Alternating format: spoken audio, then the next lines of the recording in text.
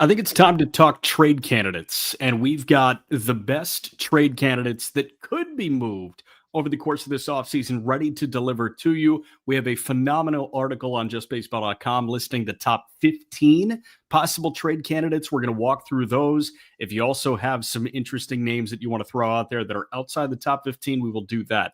You got all three of us, Jack McMullen, Aram Layton, Peter Apple. Peter, who we brought to you by? BetMGM, the sportsbook born in Vegas. Remember, folks, download BetMGM, whether that be on iOS or Android, and use promo code JustBaseball. Why? First bet offer up to $1,500 back in bonus bets if your first wager loses. Just remember, gambling problem, call or text 1-800-GAMBLER. Must be 21 years or older. Terms and conditions apply. Thank you to everybody joining us on YouTube. If you're here, hit that big red subscribe button, like the video, and feel free to fill up the comment section because we got a lot to cover here. And the first thing that we got to cover is Ben Rortvedt being claimed by the Cincinnati Reds, right? And then Kylie McDaniel reported that Ben Rortvedt had agreed to a $1.25 million contract for 26 with the Dodgers, and then he was DFA'd. So then Cincinnati claims him, and they owe him 1.25. Aram, what you got on that? That is kind of nuts. That is crazy. I think he's worth every penny. I think no doubt. Rortvedt seems like a guy that a lot of people value. He gets a lot of opportunity. So he's been a Yankee, a Ray, a Dodger, and a Red, right? And my understanding is he's in Gavin Lux's wedding as well. He's an usher in Gavin Lux's wedding. He's not a groomsman, but that's kind of nice. You got the whole Dodger to Cincinnati thing and the Wisconsin thing going on. I didn't think we were going to start this episode with Ben Rortvedt. You guys want to talk about Tarik Skubal? But you say you didn't think that we were going to start the episode with it, and then you started with it. You did it. Aram even gave you a segue out of it, and then you're like, "No, what? He was an usher at Gavin Lux's wedding. Should we talk about that?" He's going to be an usher. He hasn't been yet. He's going to be. That's really important. Here's the thing. I really don't know what's going to come out of my mouth until it happens, and once I start, it's like a runaway train. I have no idea where to go. Seems like a great recipe for a play-by-play broadcaster. Yeah, I'm also totally aligned there. That's my core. That's exactly what I was you joke, but that is Peter. That is me. You're describing me. And here's my thing. In a game setting, I know that I have this cop-out of like a pitch every 15 to 20 seconds where if I go down a road that I don't like, it's 2-2. And then I give you the pitch, and then we can totally move away because everybody forgot. And see, both of you have done play-by-play in the past. I haven't, so I haven't learned that. So this is strictly just whatever comes to mind first. There you go. Except some of the trade proposals I got cooking in here. Okay. So I figure we were going to talk about just the candidates overall, like what the fits could be, but I love that you're just going to throw some mocks at us. I just have a few ideas when we go through each player, because again, we do have this list, which you can read on justbaseball.com, 15 candidates. There's like 40 that are going to be floated this offseason. The majority of them, it's just steam in the offseason, but there are definitely a few that probably will get traded. Article is linked in the episode description. Jordan Leandri did a great job of compiling this. And the clear-cut number one is the guy that just became the first back-to-back Cy Young Award winner in the American League since Pedro Martinez in 1999 and 2000 with the Boston Red Sox. We're going to dive into Skubal and the trade candidacy and what he would command and all of that in a moment. But before that, are you guys ready for the hardest 65 seconds you'll ever have to endure on the Just Baseball show? Aram, I don't think we have a choice. I think he's just going to do that, and we're going to see what happens. What is this? All we know is that the fans in Detroit want the Tigers to build a Tarik Barrack.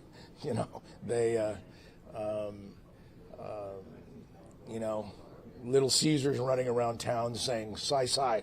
So it's the kind of thing where he's built a base. Obviously, everywhere they go, they know it's Skubal Day. They understand that organization is substantially different if he's not there, and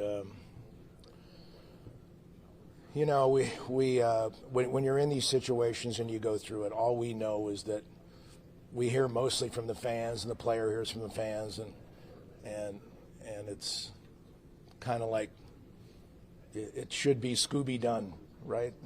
And if not, I think the fans would certainly think it's a Detroit doink if they don't.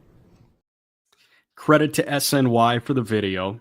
That's Scott Boras talking about Tarik Skubal at the GM meetings in Las Vegas this week. I tweeted this out. Scott Boras has had some horrible puns over the course of his wildly successful career, and puns have become his way of going about media. For example, Boras represents Iva Arquette, who was the 7th overall pick of the Miami Marlins. He comes to Miami, and during the signing, during the press conference in which Arquette signs, Boras drops a couple of, puns about Iva Arquette. For everybody, he's at the top of the alphabet. AA. Like every single time. He's had terrible puns for years. This was the most forced and worst pun attempt from Scott Boras I've literally ever heard. And Aram, I know you fixate on these sometimes during Boras's media availability. This had to be the worst you've ever seen. Well, see, I like bad when it's like well delivered and bad. That was horribly delivered and bad. So then it wasn't even like funny. It was just uncomfortable. Like he was fumbling through a horrible just assortment. They weren't even really puns. If it's No. like, if there's not really rhyme, he's trying to rhyme and it didn't even make sense. There's a part of me that if I'm a fan of another team, like I don't want to trade for Tarik Skubal now. I do think that this affects. Did he hurt his market? Did he hurt his market? There goes $50 million. Yeah, that's it. They like owners should collude against that. That I don't know. That just wasn't the Scott Boras I know and admire from these press conferences in the past. I think he wasn't ready. I think he just went in too hot and then he tried like 5 different ones and they all whiffed. So you could see that with like the pauses too, right? I mean, sometimes he just has them off the dome. To the meeting room and thinking like, oh, like what? And I think he only remembered the ones that got vetoed because they were so bad and didn't remember the ones that got approved. They were all terrible. I Thanks thought for dialing that Alonso, I know he's not a trade candidate, but Alonso, the free agency, like his quote on Alonso was great because it was just alliteration city. He went with the power piper and he went with, a whole bunch of P's to put like 5 sentences together. It was really well done. But the Skubal one was just horrible. I'm not an Office guy, so I don't understand Sean Donahue's comment. Michael Scott at Phyllis's wedding. Yeah, I was hoping that you would come in and describe it because now off the top of my head, I'm also forgetting that. Nice. Okay. Yeah. Aram, you got that? Yeah, he takes the mic, just can't get anything out that really makes any sense. It's just exactly what we got there. Okay, cool.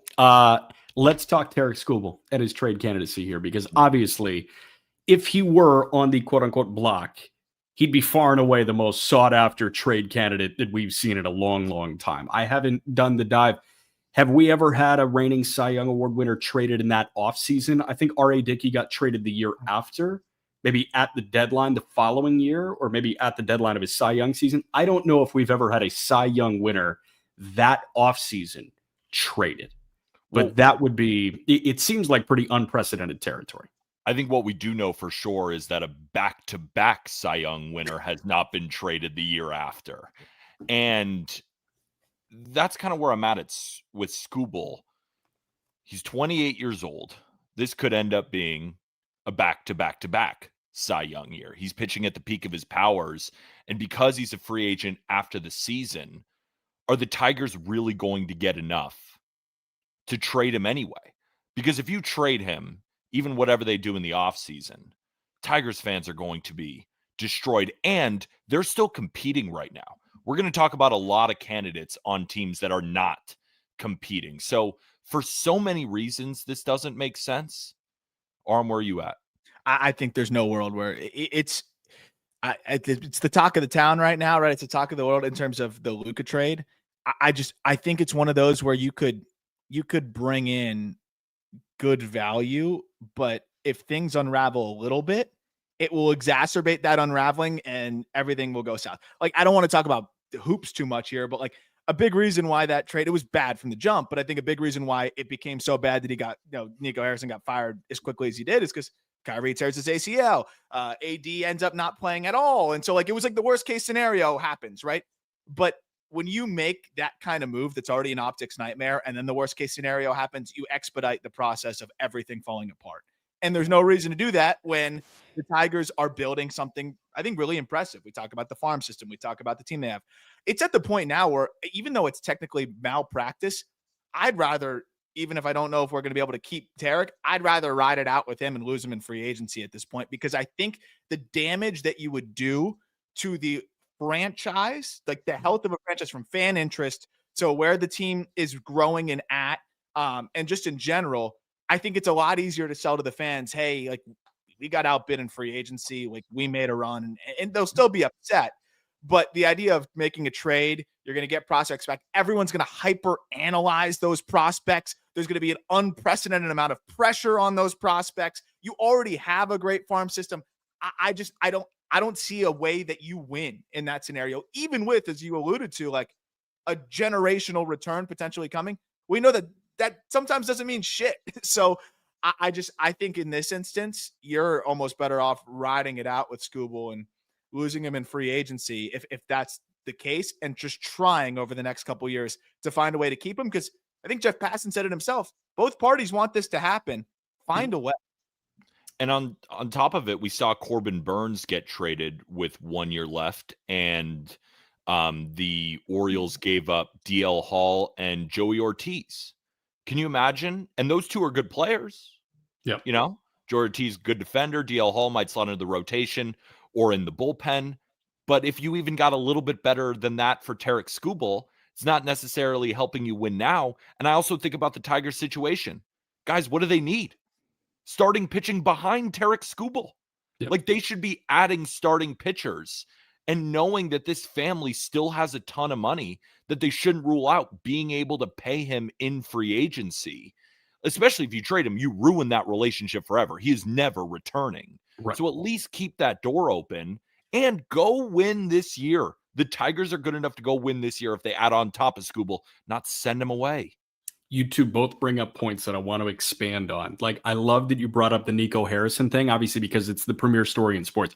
It wouldn't be the level of Luka Doncic, because Luka's 25 years old and he was on, a multi-year deal. Granted, it was a max deal and a lot of money, but it's like pretty darn close to baseball's equivalent to the Luka trade. I think the only thing that would be baseball's equivalent to the Luka trade is if Skeens got dealt. Yeah, that would be. And Ben Sherrington has already said that's not happening. So that, like, it's probably the closest that we could possibly get. And I understand the 1 year. I'm a sucker for sustainable winning. I totally am. But you just can't do that to that fan base. And to build on Peter's point, it's not like they were 5 games under 500. They were the best team in the American League at the All-Star break. Yep. They were a 16th inning away from an ALCS. There were so many things that could have gone their way. And are they in that position without Tarik Skubal? Hell no. It's not like this is a bad team that has a generational talent. This is a team that can contend for an AL pennant, that needs to add. And it's not looking at 27 and 28. I understand that you would be building towards a sustainable future if you moved him, but you should be looking at 26, especially with what the CBA has going on right now. This is a team that we're talking about in the sweepstakes for Alex Bregman. A team that we're thinking about paying Bregman can't be trading Skubal, point blank, period. Well, and the other side of it too is, okay, let's say Skubal was available in the trade market elsewhere. Like, he plays for another team. Just in a parallel universe, he plays for another team, and you look at the Tigers in their situation, and let's say they have a couple other pitchers that instead, for this hypothetical, we'd be saying, oh, the Tigers have the farm system. They could get a couple years of Skubal or a year of Skubal. They should go make that trade right now. So that's a guy that they need. They could make that trade, and it wouldn't hurt them. So I think the flip side of it is, like, you already have the good farm system. I don't really see the purpose in trying to bolster it further. And the prospects that they have that are the best of their prospects are guys that fill the exact positional needs that they have.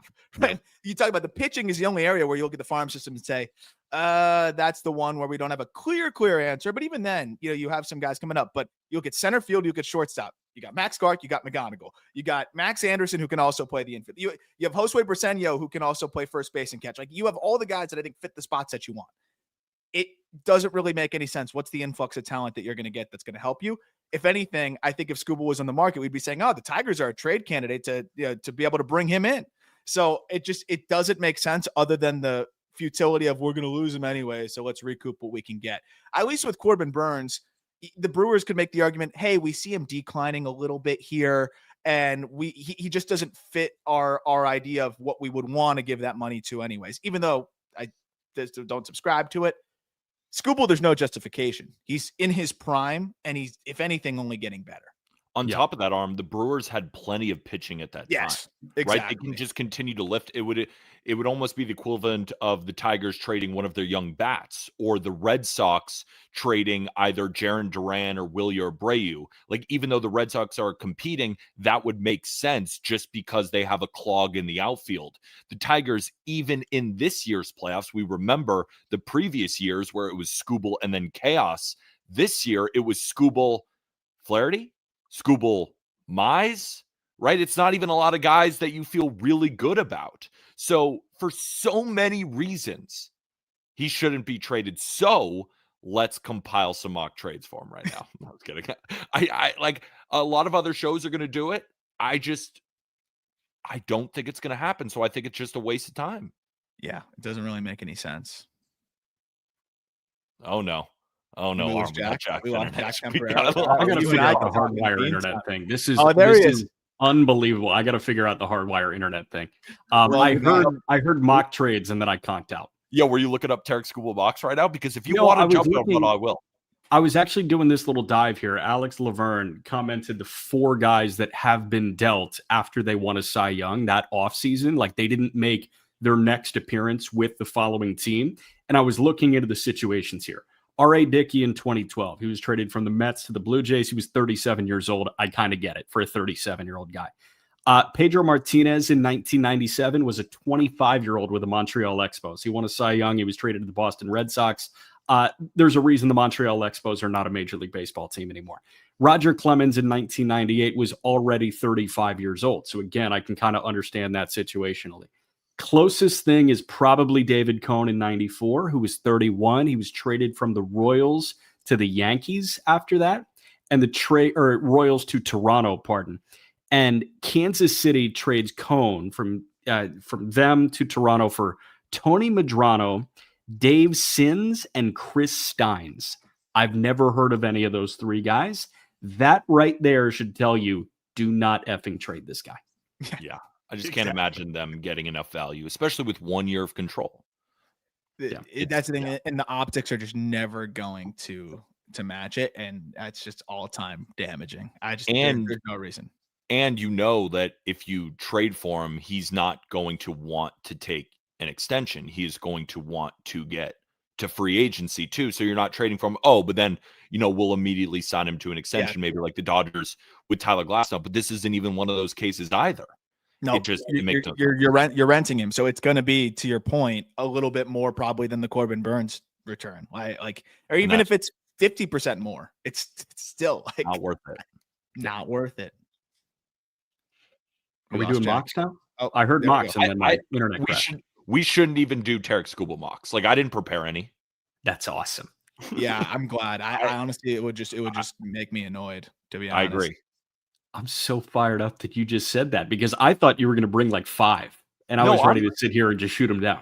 I'm pretty realistic. I don't have a ton of ideas because I look at the players, and I hate to say it so early in the episode, but I don't know how many of them are actually getting traded. Can somebody clip Peter saying I'm pretty realistic and send that to me? And I'm no. But make sure to include I'm being pretty realistic right now. Like, I'm not realistic in this episode with these players. These are my views right now. Okay.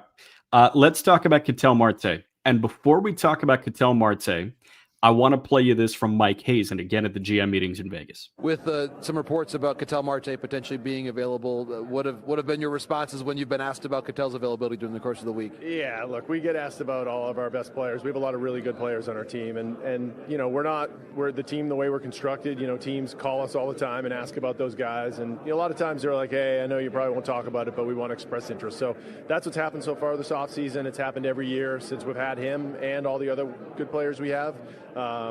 And we'll see where the conversations go beyond that. But I'd say it's mostly unlikely for that stuff to happen. For the sake of the exercise, what does mostly unlikely for that stuff to happen mean, Aram? Mostly unlikely. I think I do think in this instance, because I don't think it's likely that he gets traded, right? But I do think that's a GM trying to slow the public rumors, but also make it clear that they're not totally closing the door on that. Because I think that's given where they're at, I think it makes more sense to keep him.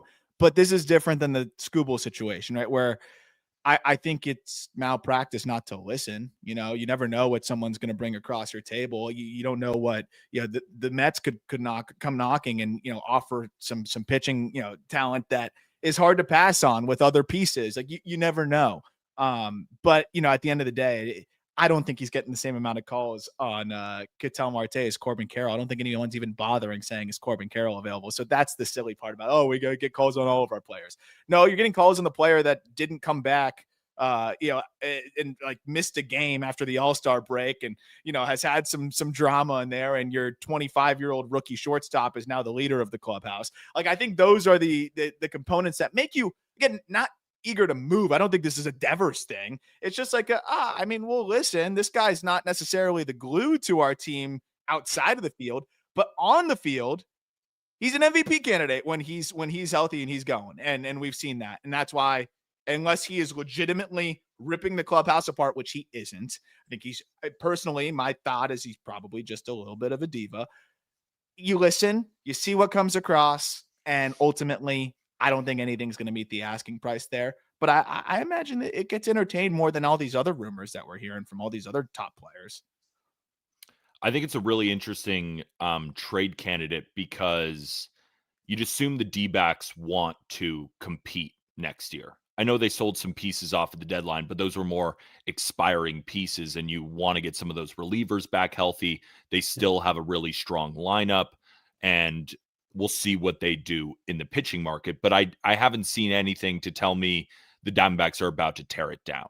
So what that gets my mind going into my first idea is a major leaguer for a major leaguer trade. And what do the Diamondbacks kind of need? Now, of course, they need starting pitching, but I think they could use an outfielder. And what other team has a clog of outfielders and could be in the market for a second baseman? I was thinking Jarren Duran and for Ketel Marte, because it still keeps the Diamondbacks very competitive. Jarren Duran is a solid player. And I look at their outfield right now. Of course, Corbin Carroll's in right field. But right now it's Blaze Alexander and Alec Thomas. Could certainly use an outfielder with years of control like Jarren Duran, who is similar to Carroll in that way, where he's going to spray triples at Chase Field. I think he'd be a great fit in that park. And then the Red Sox, Craig Breslow came out and said at the GM meetings that they want a middle of the order bat. And maybe if they don't view Duran like that, Ketel Marte certainly is, and fills that need at second base. And then maybe the Red Sox, this might be too much, and this is why I kind of want to spitball it with you guys. Could a Peyton Tolley and Jarren Duran for a Ketel Marte trade get something done where Diamondbacks get a young, controllable pitcher? He's not their Connolly early, right, who's likely slated in. You don't really know where Tolley is going to end up, but maybe he gets in the hands of the Diamondbacks and they can do something with him. And then you get Jarren Duran, so you're not losing a lot on the offensive side, and you get a guy who would fit well in that ballpark. So I think a Duran and for Ketel Marte makes a lot of sense for both sides. Yeah, I think it's one of those that makes so much sense for both sides that, like, the Red Sox and Diamondbacks both, like, get scared and don't do it kind of thing. Fair. It's too fair. Because Tolley, I think a lot of teams really like him because he's a guy that you look at and you say, you believe in your pitching development and you say, oh my gosh, give me that template. We're going to get more out of him. And the Red Sox are saying, well, we have the template. We're already getting more out of him and we know we're going to get even more out of him. So we don't want to trade him. And so I think it creates this really interesting conversation, but you get an opportunity here to acquire, one of the best players in the sport, I think, at his position, obviously the best player in his position. Yep. And you're in a really exciting spot. Is there a reluctance, like sunk cost fallacy with, hey, we need to give Christian Campbell these reps and we got to give Marcelo Meyer? The goal is to win the World Series, and you may not bring back Bregman, and it makes more sense. That's a better player. I love Bregman, but Marte in that stadium, holy crap! Yeah. So that side of it makes it really fascinating. I feel like it makes all the sense in the world, but I think the Red Sox are just too apprehensive to do it, though they should, with the way that early, was able to emerge. And I think when you're the Diamondbacks, it's to your point, Peter, I don't think they want to tear it down. Yeah. I think for them, that would actually allow them to spend a little bit more money elsewhere. They're pretty pushed up against it. Like I give them credit. Like they're a mid-market team that has spent on the upper echelon of the mid-market and has made themselves big players. Thanks to Ken Kendrick kind of jumping in here. Sometimes it wasn't a great move, and Jordan Montgomery, and they've had to pay the price for that, literally. And Corbin Burns, you can't blame them. I think they're still going to get value on that on the backside, but they're a little bit tied up financially right now. If you made that trade, you'd be upgrading the outfield, or at least jolting the outfield a little bit. You'd have one of the best young pitchers in your entire organization then in there and can help you right away and be in the, I think in the big league equation. And then you could use some of that savings to maybe go get an Okamoto, maybe, bring back Gino, maybe do some other different things. Cause even though it's a good contract, it's still money. So it would allow them to do some things. That's where I think you have to hear it out, because it's not just the return that you get for him. It's also the financial flexibility that you would get in trading a Marte, where you can do some interesting things here. So that's why I think they're going to hear it out. And you have a team like the Red Sox, who I think you lay out a perfect trade partner. I also look at the Reds.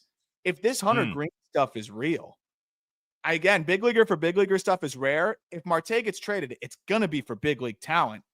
What about a Hunter Greene and like a bounce back Matt McClain? It sounds weird, but maybe it works. And even then, I think they're still in the green, no pun intended, with the finances based on, I think, what Greene would be owed and what Marte would be owed. I don't want to spoil too much, because we do have a whole article coming out on this on justbaseball.com, and we have a whole bunch of mocks built out. Hunter Greene is involved in one of those mocks. There is a Red Sox outfielder involved in one of those mocks, and it isn't Jarren Duran, although I like the idea of Duran, because Duran and Corbin Carroll in the same outfield would set triples records that will never, ever, ever be touched. Corbin Carroll, I think his first 3 full seasons, has led the league in triples. Jarren Duran has led the AL in triples, I think 2 out of the last 3 years. So those two, in that ballpark, it would be utterly insane. But the question that I would want to ask Mike Hazen is, who do you prefer? At a steeper price point and 3 years of arbitration, Jarren Duran, or 4 years, one of which being pre-arb, of Wilyer Abreu? And I think a lot of people would sit here and say, well, Duran's the better player. Yes, but Abreu's cheaper. Abreu is a perennial Gold Glove favorite in a corner outfield spot in a very large outfield, and he can hammer right-handed pitching. Obviously, there's going to be more platoon issues in a Jarren Duran, but I don't know. Like, I could see them, if they want to reposition financially, them maybe being more intrigued by a Wilyer Abreu than a Jarren Duran. But the Red Sox outfield thing makes perfect sense, and the Hunter Greene thing makes perfect sense. So to Jack, to your point on Wilyer Abreu, there's a part of me that agrees with you that he would be more valuable. If I'm the Diamondbacks, wouldn't you just rather take the left fielder instead of the right fielder in Wilyer Abreu when Corbin Carroll already owns that position? And you're probably not going to get another prospect attached onto that. So Carroll, if I'm them, my clapback is the prospect. My clapback is Carroll is an average right field defender and Duran is a good left field defender. Yeah. And Carroll would move. Yeah. Carroll can play center too. Abreu might be the best right fielder in the game. That's Tatis. my clapback. Tatis, but Abreu is right there. Yeah. No, I know that he is a good defender too. I would personally rather get Duran and a prospect, considering Wilyer Abreu has not proven that he can hit lefties and does play the same position as Corbin Carroll, even though they can move. I agree with you, but I feel like the reason, like if you move Wilyer Abreu to left field, is he as elite of a defender in a different corner? Maybe he is, but again, you're trying it versus just plugging in the left fielder who's already a good fit for the ballpark and is likely a little less valuable according to the Red Sox. And I won't push back on that one bit. The other team that factors in here entirely is the New York Mets. And the New York Mets have, in Aram Layton's brand new updated top 100 prospect list, 8 top 100 prospects, from Nolan McLean to AJ Ewing. They to Reimer, actually. Almost 9 too. Wenninger was close. Really? He was a consideration. Wow. He has one of the best changeup splitters in the minor leagues, and he was insane to finish the year. So you have Wenninger as well. Jack Wenninger has been awesome. This is a nasty system with a lot of players that I think would fit the bill of what the Diamondbacks would like to see. Mm-hmm. Okay, so the question, remember we were just talking about how the Diamondbacks are likely looking for big league talent. I feel like there's another second baseman on this list who's a better fit for the Mets, considering they'll probably want prospect capital. That was at least my idea for the Mets in their second base position, if we all agree that the Diamondbacks are likely looking for MLB talent over prospects. Well, at least like some of the prospects that they'd be getting would be pretty close to big league ready, right? So you'd be getting like, Jonah Tong was rushed, but he was rushed because he was close. So that's a guy that you could maybe get up there a little bit quicker. Like Sproat's a starter for you. Sproat, you're going to have to add a lot more, but Sproat is a good starting point. Yeah. Ryan Clifford's a AAA bat that could probably get up a month into the season. And they need a first baseman, and they need a left-handed hitting first baseman. I know they would love to add, at that position as well. And he can also play a little bit of left. Or right. I would prefer him in right. It's interesting. I agree. There's probably teams that have a little bit more like big league pieces that they could move from. But it is a team that I think with the pitching depth that they have, they could put together a package that would make it really difficult to say no. I think if you're the Diamondbacks. Another team that has young major league talent and has a good farm system, and I think has a need at second base, is the team we were just talking about, the Detroit Tigers. Right? Let's really go for it. It's not like Ketel Marte is that expensive. Right now, their projected slotted second baseman is Zach McKinstry. Now, got to respect all-star Zach McKinstry. All-star utility piece. Silver slugger, Zach McKinstry. Silver slugger, Zach McKinstry. So clearly he's a huge player. So maybe I'm wrong wanting to go get Ketel Marte, but I just love the fit. Because I think if you're looking at the Tigers right now, you got Riley Greene, you got Spencer Torkelson, you got Kerry Carpenter, but to put a potential top 10 hitter in the middle of that, the Tigers go from a good offense that can run cold to just consistently one of the best offenses in Major League Baseball. And they have plenty of pieces to do it. Like, who knows what the Diamondbacks think about a guy like Cole Keith if they want some Major League talent. Or I can throw it over to you, Aram, for some nearly ready big league pieces that the Tigers probably have in waiting. Yeah, I mean, McGonigal, untouchable. Clark, you probably don't want to move, but I think you start to trade for Marte though. The only guy I'm not trading in a trade for Marte is McGonigal. Yeah, but I think it becomes a really fascinating conversation where it's okay. We have these two guys though that I think can fit our needs and help us pretty soon. Can we put something together without them? They're going to say no, and you kind of get this stalemate. But I agree, like from the big league pieces, like Colt Keith had a really good second half. He's clearly a bulk platoon guy that can, I think be a productive bat at the big league level. Stick him at first, right? Or just move him around a little bit. Then you add in like a Josue Briseño who can catch and play first and absolutely mash. You add in several different guys that I think could be extremely fascinating and make a really competitive package. It doesn't fit the bill of what the Tigers like to do, but it would be a really exciting acquisition. And it's probably one of the only opportunities for the Tigers to acquire a star, because they're never going to pay one. So I think even more so if they know that they're not going to pay Skubal, it's even more reason to do it now.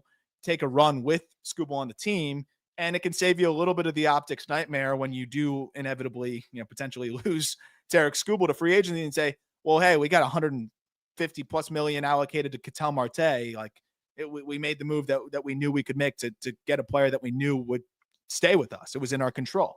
But I do think they could put it together. They could put together a package, but I can't imagine the Tigers being willing to give up McGonigal or Max Clark. But again, Ketel Marte could change things. Yeah, the other way they such a special player. Could that be the one where they finally are like, all right, here are my cards? Like, we'll very rarely do this, but with a guy with his pedigree, with years of control that is cheap. Okay. Yeah. One more team? Or Jack, I don't want to.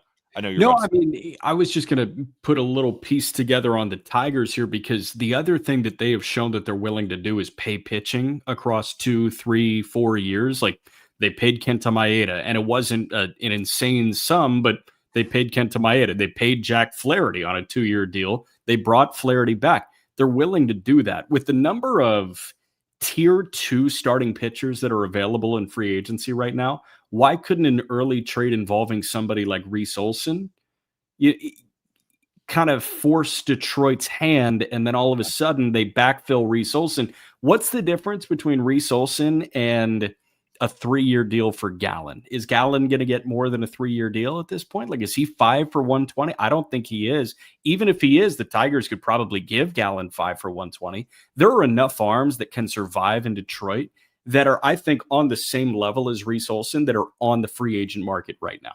100% agree with you. Yeah. Yeah. That's why I'm so fascinated by what the Tigers are just going to do in general. I think Yeah, me too. based on their philosophy, this is going to tell us a lot about, and I think we already know a lot about Scott Harris, but I think this is really going to tell us a lot about Scott Harris and like his approach for the next several years. Cause this is a really interesting flex point for them, where it's your last year with one of the best pitchers in baseball guaranteed to be with you. And again, you're hoping you bring him back, but this is the last one that you got him. You've been very close back-to-back years. And like, what's that last thing to push you across the finish line? Do you think that it's worth mortgaging the future a little bit to try to push yourself across the finish line? Or is it all about the sustainable winning, even at this moment here where this might be the best shot you have for a little bit? That's where I'm very interested to see. And, a little bit of extra urgency would be nice, and see a little bit of aggression. I don't think you're fully undermining the model and fully undermining sustainable winning by taking your shots here and there when you have the farm system that you have and the situation that you have. You don't know the model like that. Peter, what's your final thought? I have one more team, but I do want to get to so many more players. But I did write down the Seattle Mariners, and I thought about a Cole Young for Ketel Marte swap, just because there's that relationship there, and the Mariners feel like they're in a very big win now moment. Of course, they're building sustainable success. It's just not often that you have 5 pitchers in their late 20s, early 30s that are all ready to go win a World Series, plus Julio Rodriguez, plus Cal Raleigh. And if you lose a Josh Naylor and fans are destroyed because of that, maybe you get price out of that market. You get to be in a market that's a little bit cheaper, and you get a lot more bang for your buck. It would suck to lose a player like Cole Young, who could potentially be, your second baseman for the foreseeable future. But there is that relationship there. So I wrote them last on my Google Doc as like a maybe. Like, I could see it. You need more than Cole Young. The question is, how much more than Cole Young do you need? Yeah. A lot. I love Cole Young, but really, I think they're a good trade partner, though, because you get, Cole Young's a good starting point, and then think about the pitching.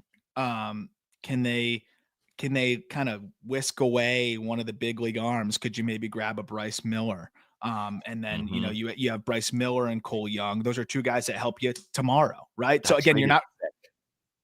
Sorry? I said that trade is sick. I didn't It mean would to be interrupt. amazing. Like, I told you, I say whatever comes to my mind. Like, that just shot out of my mouth. Like, that trade is sick. I'm glad it's usually like nice things. It is. That like those 2 and like a prospect, like another prospect in the fold, like it becomes difficult to say no to. And I mean, dude, if you're the Mariners, that's another one where it's like, they've already tipped their hand. They told us outright. It's all about the 55%, 54%. I wonder if the way though this past year went, it's like, what? Fuck the percentage, man. We were so freaking close. Look at the Blue Jays too. They were so close against this dynasty team. Push the chips forward. You got a lot of talent. You don't even have to trade Colt Emerson, who's your future at that position. Like, he's the future at shortstop, but even in the meantime, you could slide him over to third, second base, whatever you wanted to do. I think you could do Bryce Miller, not feel it. You have Cade Anderson's probably going to pitch like twice in the minor leagues before he gets up. You have Durangelo Stange, who I think is going to take a huge leap next year. You've got even Hancock, Emerson Hancock. The question is, how much do they value Emerson Hancock? That's the big one for Hancock, the reliever. We got some people in the Discord, Pint Size Analyze, right? Always sure to remind us that Hancock, the reliever, is different. He was different, to be fair. Yeah, but like, can he make 5 spot starts while you wait for Cade Anderson? If the answer is yes, then go ahead and do the Logan Evans. Someone could plug in the meantime. Absolutely. So cool. Are we going to get to the rest of the candidates? Let's do it. Whoosh.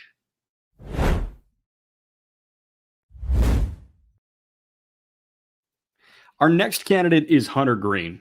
Hunter Greene is apparently somebody that the league is sniffing around on with the Cincinnati Reds. Greene is on a very team-friendly extension, and Hunter Greene has blossomed into one of the better starting pitchers in Major League Baseball. Year in and year out, he has been dynamite with that two-pitch mix of the four-seam and the slider. For me, it's not Skubal level because Skubal has won back-to-back Cy Young Awards, and Detroit is a much better team than Cincinnati is. But if Cincinnati wins, I feel like they win with Hunter Greene involved here. There's more validity to this than a Skubal thing, obviously, but I think it would be kind of silly for Cincinnati to trade Hunter Greene with what they have going right now on that contract. If they were going to trade a starting pitcher to try and get better offensively, all my eyes go to Nick Lodolo, but Hunter Greene is apparently the name that continues to pop up, continues to just rear its head. Do you guys understand like what I'm saying there, or are you guys kind of the belief that they could get away with trading a Hunter Greene? I mean, I can go quickly because I think it would be the dumbest thing in the world to trade Hunter Greene. Like there's just no way that I would do it. You got a guy who's proven that he can pitch at Great American Ballpark. He's young. He's in the middle of your prime. And although we weren't big fans of Terry Francona, this season, all of his in-game decisions, but he did finish second in National League Manager of the Year voting. I don't think you bring a guy in and then in his second season, when they're getting close or they made the playoffs, now you trade Hunter Greene for what? I think it makes absolutely no sense. I don't really see where he's not even expensive. What would be the purpose? I don't really understand the purpose like that. That's just that simple for me. Unless you are like, again, the only way it would make sense to me is if you're getting Ketel Marte or something like that. And it sounds like that would not be the purpose of the Hunter Greene trade. The Hunter Greene trade would be to alleviate some money, but they're already alleviating money. They already just don't. They traded for Brian Hayes. They're going for it. That's the one where they should go for it. Like, I'm joking, but I'm not. I don't really understand. Like, I could even put myself in small market brain. Like, I grew up watching the Marlins, man. So you can justify it from a business perspective. I don't even know if you could justify this one from a business perspective, really. Or like even for like small marketing, it doesn't really make sense at all. Like he's I think, most recognizable player other than Ellie De La Cruz. He is a great ambassador of the franchise. He is, when he's on, I think is talented as any pitcher you've got. The biggest thing is health. And I think that would be the one thing they say, like, we just don't have confidence that he's going to stay healthy. Okay. I don't have confidence that anyone's going to stay healthy. Yeah. What pitcher do you have? We're going to put all the eggs in the Lodolo basket instead. Yeah. If they were saying we're trading Lodolo into ARB, like, because he's going into ARB and we don't think we're going to extend him, that would make more sense to me than the guy that you extended. And also, like, what kind of message does that send to any other player that you may extend? Ellie De La Cruz, it's never going to happen anyways, but you sealed the deal there. Why would you sign a pre-ARB extension with the Reds if they traded Hunter Greene, who signed a very favorable pre-ARB extension? I already think Nick Krall is losing some trust, but I think that would really hurt. And I know that's ownership too, but that would really, really hurt the fabric, I think. How favorable, you ask? Hunter Greene this coming year is making $8.3 million. In 2027, he's making 15.3, and in 2028, he's making 16.3, and there's a club option at 21 million in 2029. Those numbers cannot torpedo your payroll. They don't. I'd pay double. Yeah, probably. Yeah. I'm just thinking, what would this guy get on the open market right now? 8.3 next year he's making. Don't trade this guy. You were in the wild card series this year. They'd give him the GDP of a small country right now if he became a free agent. I mean, exactly. To your point, they just made the playoffs. You just gave Reds fans a slimmer of hope. You have this young core. You're building around starting pitching. What do? Trade him because he's making $8 million. If they do that, I will never have anything nice to say about the Reds for the rest of my life, ever. It's not like they're atrocious either, right? Like, no. A few things go right next year, and maybe they're even pushing beyond the wild card, right? Like that's the part I don't really get, right? Like you actually have a pretty good team. Sal Stewart, I think is one of my favorite, like kind of breakout guys for next year that could, I think, sneaky hit 25 plus homers. We saw, as long as, he's also hitting behind runners and he actually gets an opportunity to play. True. But should be big. But he should hit a lot of homers. Like they have a lot of other ways I think they could actually enhance this team, and that one doesn't enhance them. And like it would just be a rebuild type move for a team that's not rebuilding. So makes no sense. Do not get it unless it's like a incredibly unique big leaguer for big leaguer trade, which the only one I can think of is a Ketel Marte trade. Yeah. That's instead I'd be looking at how can we trade from some of our prospects to continue to bolster this ball club. Yes. Chase Petty, some of the other prospects that you've got. Can you piece something together? They didn't want to trade Duno at the deadline. Okay, fine. But so Duno's untouchable, but $8 million Hunter Greene is potentially shopped around. I mean, Alfredo Duno could be really good. He could be as valuable as a player like Hunter Greene.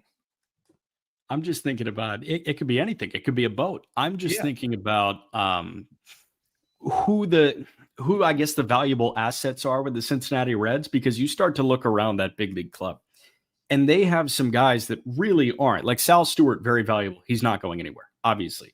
Ellie De La Cruz, he's not going anywhere, obviously. Andrew Abbott, he's not going anywhere. Nobody's calling about Andrew Abbott right now because they know that he had a 2.1 ERA this year and he is a Cincinnati Red right now and moving forward. Hunter Greene, another guy of value. Lodolo, another guy of value. But how valuable is a Brady Singer? How valuable is a Matt McClain? How valuable is a TJ Friedel? If you dangle these guys in trade conversations, do you have anything that lights up your radar? Do you get anything that makes you say, you know what, we're going to get better by moving Matt McClain, TJ Friedel, Brady Singer, Gavin Lux? I don't think so. And I'm not referring to these guys when I say trim the fat, but you need to like optimize your major league roster at this point. You got to find one or two more valuable pieces. Is that bringing an Eugenio Suarez back to DH if the market sucks for him? Maybe. They may need to add via free agency because there really aren't ways to make this roster much, much better if you're not going to move off of a guy like Hunter Greene. That's the devil's advocate. That being said, do not move off of Hunter Greene, for the love of God. Couldn't agree with you more. Can I answer this one question? Because it's kind of pissing me off.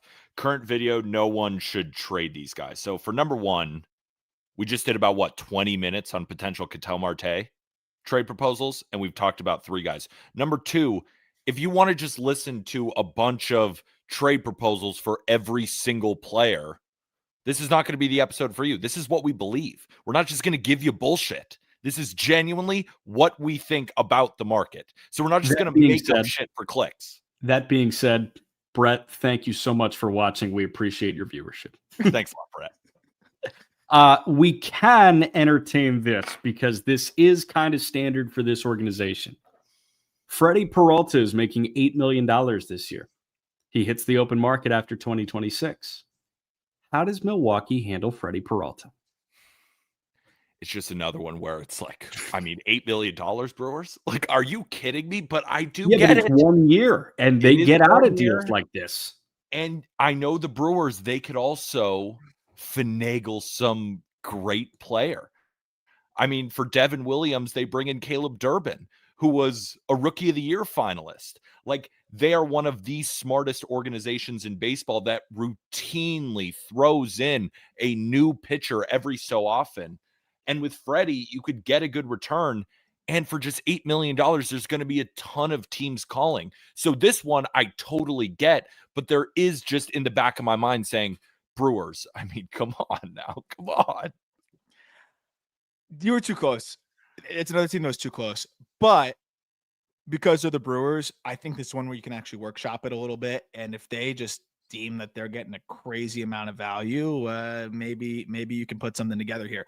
I think for them, you got it. And when you look at the Brewers, it's like, okay, they always have all this pitching, right? But it's always a question of like, well, who gets the ball game one? And who would get the ball in a speculative game 7? That's their guy. That's the guy that gets it. So that's the difficult part. That said, if you dangle Freddy Peralta, even on 1 year, you're going to get more than you got for Corbin Burns. I really do believe that. So that's where it becomes interesting. But I think where the Brewers are at right now, I don't see how that's a guy that you end up moving. That's a funny thing about all these trade rumors. I really don't think any of these guys get moved. When I think about the Red situation too, like a full season of Chase Burns, like they're going to be better. Like keep it together. The Brewers, I don't really see a way where they're much worse. And if anything, I think they could find a way to extend Freddy Peralta. Like I just don't know why he would want to after like give them a deal or anything like that. But maybe he wants to stay there. He's obviously done a great job, and been happy there. But I don't know. I struggle to see if it was 2 years of control, I'd almost be more inclined to believe that it could happen. But weirdly, with 1 year for a guy like him that's still in his prime, I don't know if anyone's going to give up what you need to make it make sense. So that's actually why I do believe it, because they trade Hader with a year and a half left. Yeah. They trade Devin with a year left. They trade Burns with a year left. They are rinse and repeat, cycle it. When you enter your last year of team control, we're going to trade you and we're going to recoup some assets. To your point, though, Aram, Freddy Peralta was always the backfill when they traded somebody big. Like when they trade Hader, it's okay, we have Devin Williams. He's just going to be the closer. When they trade Devin Williams, it's okay, we have Uribe and McGill. We've got guys that can close games. When they trade Burns, it's okay, we have Woodruff and Freddy Peralta here. There's always a backfill. So when you trade Freddy Peralta, who's the backfill? It's okay, we have Quinn Priester and Jacob Mizorowski. I love both those guys, but are they at that level yet? Are they at the level that Peralta was when they traded Corbin Burns? I think the answer is a resounding no. But the way that they could be like swindled into doing it, I think there's one team that makes a lot of sense here. They just let Rhys Hoskins walk. He's a free agent. Do they love what's going on at first base with the whole Jake Bauers thing? Like, there's Andrew really Vaughn erasure. But Vaughn, like, do you buy into that whole thing? So I'm just thinking, if David Stearns picks up the phone and says, "Hey, previous employer, I'm going to give you Sproat and Ryan Clifford for 1 year of Freddy Peralta." Yeah, you got to do that. You got to do that. You have to. You have to do that. You have to do that. And I also, the more we're talking, and then they could extend him. Yes, they could actually extend him. The Mets. The more we talk about it, the more I think they're definitely trading him, because you're talking about these other guys. backfilling.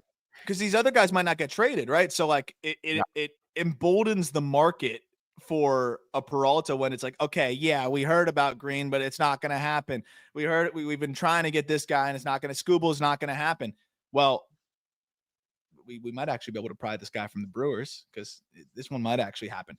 I think in that case, yeah, they might have to do that. And if you're the Mets, like let's say you ended up bringing back Pete, and that's a lot of money, obviously. You want to address pitching, but you don't want to spend $1 trillion. Like, of course, like there's still realistic limitations here. That's where you address the pitching staff. He might be, and Freddie's, what would you say? It's fair to say Freddie's better than every single free agent pitcher. Like if you had to say who's going to have the best year next year, Freddy Peralta is pitcher 1 on the free agent market this year. Forget age, forget everything else. Who you would sign out of the free agent market? What kind of season you think they would have in 2026? Freddy Peralta. Yeah, I lean that way. Too. Yeah, I lean that way. I would take Freddie over the field. Maybe it doesn't go that way, but I think reasonably, yeah. And I think it's kind of a two-part answer, right? Because Stearns would think that too, I'd imagine. Yeah, 100%. And it's also it's a two-part thing, because the answer is yes for 26, and the answer is also yes for 27 and 28 and 29. Like, if you gave me the entire free agent field and said they'll all sign a 1-year deal, who are you picking? The answer is Freddy Peralta. If you gave me the entire free agent field and said they're all going to sign a 4-year deal, who are you picking? The answer is still Freddy Peralta. So at that point, like, I think you're willing to pay the premium to go get a Freddy Peralta, who again will make $8 million next year. Robert Murray said he's only being moved for a, quote, king's ransom. Thank you, Schroeder. I would call Sproat and Clifford a king's ransom. For 1 year, that's a king's ransom. That's a very good package. And Clifford's big league ready. Like, so you have 2 big league ready pieces. It's similar to, as you alluded to, Peter, with the Corbin Burns deal. You get 2 guys that are going to help you now. So same thing, 2 guys that help you now. Sproat plugs right in, and I'm sure they'd be really excited about the idea of trying to maybe manipulate Sproat's shapes a little bit, see what they can do with him, because it's a really fascinating template to maybe unlock a little bit more. And I think that becomes a fun conversation too. Two other teams in the American League East that I think will certainly be calling for Freddy Peralta, the Boston Red Sox and the Baltimore Orioles. Sure. Two teams that don't really want to spend big money on these free agents, especially 4, 5, 6-year deals, but they would be more than happy to bring in a guy on a 1-year, $8 million deal who next year, to your guys' point, could be the best pitcher that is potentially moved. I just don't know exactly who would go from either of those teams. Would it be more prospect related? Would it be big league talent? I just wanted to throw over those two teams as definite callers. I mean, the Orioles and the Brewers clearly already have that relationship, have already traded for Corbin Burns, and it went really well for the Orioles. I mean, I know they didn't end up signing him, but he threw 194 innings at a 2.92 ERA. And yes, they took Joey Ortiz from DL Hall from you. You're not feeling that. So they would certainly be on the phone. And then the Red Sox are just going to be on the phone with every available pitcher that they can get outside of any free agent. And the Red Sox are hunting number 2 starters behind Garrett Crochet. And Freddy Peralta is a number 2 behind Garrett Crochet. And can't you close your eyes and see Boston trading for Peralta and then immediately extending him like they did Garrett Crochet? Definitely. And he's a good extension candidate. This is Freddy Peralta we're talking about. He's a great pitcher. Yeah. Yeah.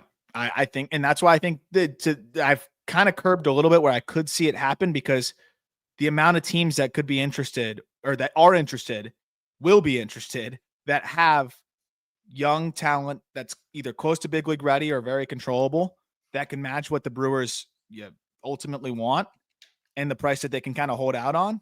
Given also some of the unpredictability of the free agent market, I could see the Brewers capitalizing on that. And I could see a team, quote unquote, overpaying, which I don't think would be an overpay, because this is a guy that I do think you have a shot to extend. And you know, compared to a Skubal that you won't.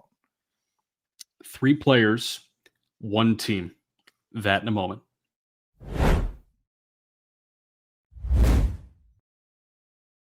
want to talk about the Minnesota Twins here. And there are 3 guys that are on this list. And again, this list is linked in our episode description. It's just baseball's top 15 trade candidates. Byron Buxton is on this list. Joe Ryan is on this list. Pablo Lopez is on this list. Minnesota clearly has no interest in competing for the foreseeable future. They're trying to build up the Wichita Wind Surge and the St. Paul Saints right now. Maybe the Cedar Rapids Colonels as well. I think that's where Tait's going to go in 2026. But they moved Yohan Duran. They moved Harrison Bader. And this could be the offseason that they blow it up. And what does that mean for a guy like Royce Lewis? I have no idea.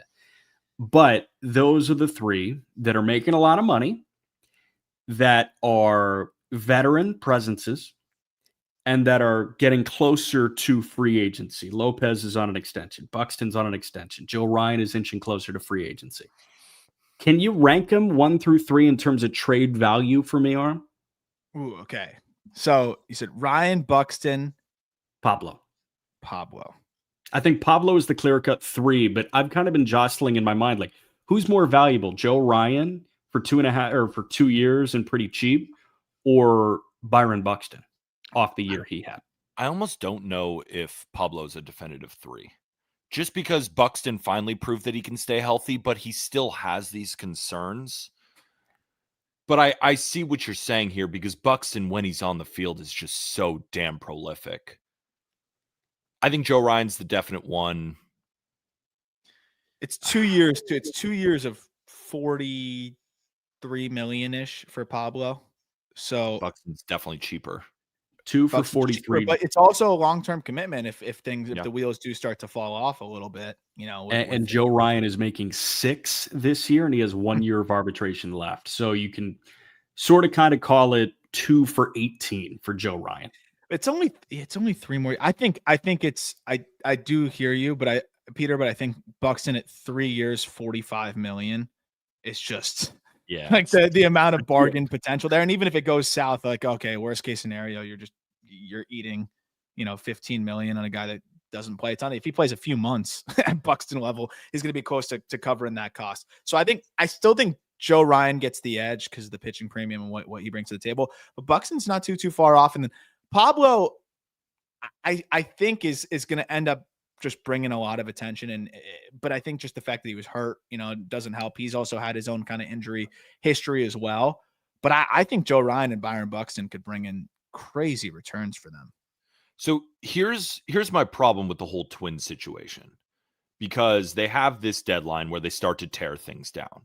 And then we also hear from their ownership group, the Pohlad family is not going to sell, that they bring in other investors. But for whatever reason, their budget isn't ready yet, which tells me, oh no, this is going to be a huge fire sale. And then Dan Hayes just wrote in The Athletic, he was talking to the Minnesota Twins president of baseball operations, Derek Falvey. And I want to read you guys a quote from that article. I remain personally committed to figuring out what are the ways we can add to this group and make it better. That is my goal. It was my stated goal before and remains my stated goal until I'm told otherwise. My focus for now is figuring out ways we can add to this group. And then I'm just thrown for a loop. Like, I could see your guys' faces. What the hell is that? Are you guys talking? Yeah, I was saying, is he just talking? But the thing is, why would you say that? Like, why would you put it out there? Because you could just do GM speak. Like Mike Hazen, that clip that Jack played was pretty much nothing. Yeah, we're always trying to get better. We're always looking for opportunities to make the organization stronger, whatever. That seemed definitive. So what the ownership is telling us, and at the end of the day, they write the checks, is that this team is going to continue to sell off pieces. But if you're also the Pohlad family, why are you then sticking around just to sell off everyone and bringing in investors? None of this makes sense to me. Like, that is more confusing than going through mocks for these three players, because I feel like either none of them are getting traded or all of them are getting traded. Because if you trade one of them, Buxton's gone. He's going to waive that no trade clause because he's already said, I want to play for a winner. If you continue this teardown, I'm out, and deservedly so. I'm just fascinated where the amnesia comes from, because not only did they trade Duran and Bader, but they traded Louis Varland and they traded Griffin Jacks. Like, they were close to not fielding a team the night of the trade deadline. Yeah. I mean, their roster was depleted. So I'm just curious, where Derek Falvey says we're always looking to add, or it's like that's my mentality, is adding. What was that fire sale you did 3 months ago? Yeah. And there's more quotes here about building around Joe Ryan and Pablo Lopez. You don't have much time. About the other pitchers that are going to slot in, and I'm like, I get it. All right, you know what? If they're going to do that, congratulations to the Minnesota Twins on missing a window entirely. They're not going to win with Joe Ryan on this team. They're not going to. Angel. What if we buy in one more year? Just one. We play GM. We get him a couple of bats. And we go in next year and be like, this is the year. We've only been wrong every year. Get Louis Varland back from Toronto, and then we can start. We're so due to be right, though. This is the year. This is the year. But after hearing that arm, like, where? To me, it's malpractice. You're not going to get you're not going to be competitive within 2 years, no matter what you do in the free agent market. You're not going to get to from where you were and where you left the team after the deadline to a point where you're more competitive, or even close to as competitive as you could have been.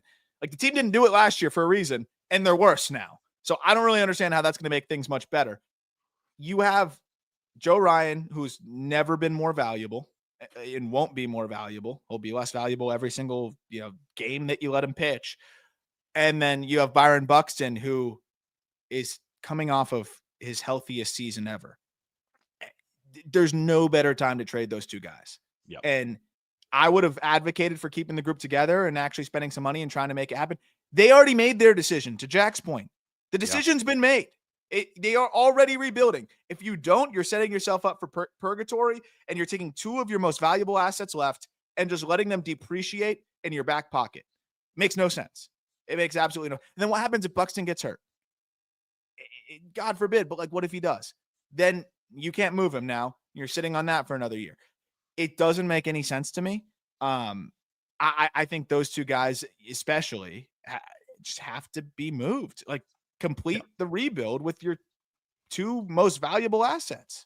Yeah. And just to add on top of that, and to further Jack's point, if they were to add, it's not like all of a sudden they're going to have this crazy payroll and add enough to truly compete, because a team centered around Joe Ryan, Pablo Lopez, and Byron Buxton sounds good, but the meat on the bones are gone. Like, you still have the skeleton, but the meat's been chewed off. So you don't even have a lot of pieces. Like, they're talking about their other arms.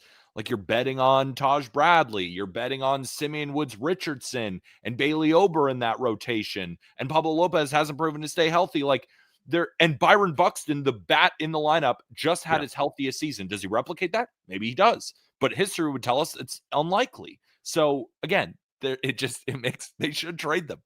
To bring the NBA back into this conversation, there's so much talk every year about teams that are on the cusp, and the question then becomes, can you win an NBA Finals? Can you win a championship with these three as your three best players? And there are plenty of teams that look at that honestly and say no. Like the New York Knicks in recent years. Can you win with Jalen Brunson, Karl Anthony Towns, and Mikal Bridges as your three best players? The answer is still to be determined. Like, that's how high the standard is there. And I feel like the standard's pretty damn high in Major League Baseball too. The two teams in the World Series, the Dodgers, obviously, can you win a World Series with Shohei Ohtani, with Yoshinobu Yamamoto, and with Freddie Freeman as your three best players? A resounding yes. But Toronto, you have your superstar in Vladimir Guerrero Jr. You also have a Bo Bichette. You also have a Kevin Gausman. You also have an Alejandro Kirk. So you give me that, and I'm going to ask you, I'm with you, like, the bones are okay with Joe Ryan, Pablo Lopez, and Byron Buxton. But if I told you your three best players are Joe Ryan, Pablo Lopez, and Byron Buxton, is that a team you're picking to win a postseason series? Maybe. No chance. They're like the Kings. No chance. They're like the Kings. It's like the Kings, where you just, okay, let's roll out there with DeRozan and Levine and whatever. Like, Sabonis, Sabonis, DeRozan, Levine. That's not winning anything. No, but it's keeping you from being the worst in the league. But like, what does that do for you? And I think that's where it just doesn't make sense. And this is another opportunity. We just talked about the pitching market. A bunch of guys that we don't think are going to get moved. If you move Joe Ryan, you're going to get. Imagine what the Dodgers could give you for Joe Ryan. Of course. You can be Dalton Rushing is trapped. He's a prisoner. And that's a guy that again. Right to your big league team. Plug them right in. Alex Freeland, also a prisoner. Those are two guys that even if you don't want a full teardown, you don't even have to make the Cedar Rapids Colonels better. Go make your big league team a little bit more controllable and solid. Those are two guys that can help you. There's other teams that can do that too. It's not just the Dodgers. Like, teams will give up a lot for those guys. And then you think about the market for center fielders and controllable pitching. Both are, free agency wise, it's not great.